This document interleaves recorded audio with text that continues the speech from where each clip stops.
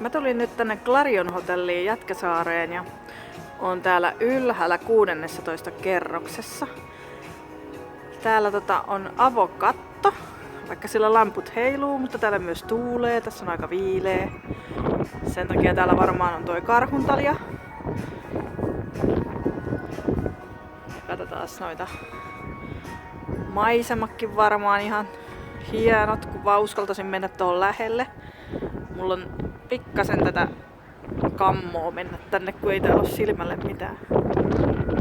Siellä näkyy Länsisatama.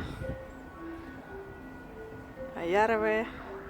Ja sitten täällä tuoksahtaa ilmeisesti Helsinki viemäri tällä hetkellä, mutta voi olla joku muukin haju, mulle tulee viemäri mieleen.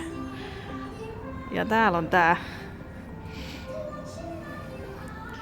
norppa. Vesinorppa, sammakko, mikä tää on. Ja tässä on uima-allas. Tuolla päädyssä on ikkuna, sieltä voi sitten katsella maisemia. Ihan tommonen pieni uima-allas kyllä siinä nyt pulikoi tietysti.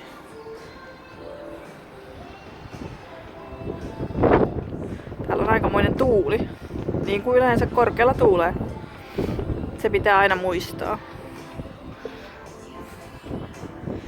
Tarkenee jakkaralla istua, jos haluaa.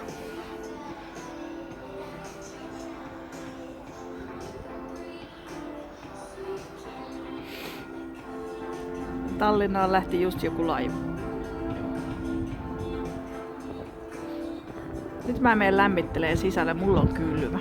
Mutta hulppeet on näköalat täältä kyllä. Ja ehkä tää hajukin tästä hälvenee.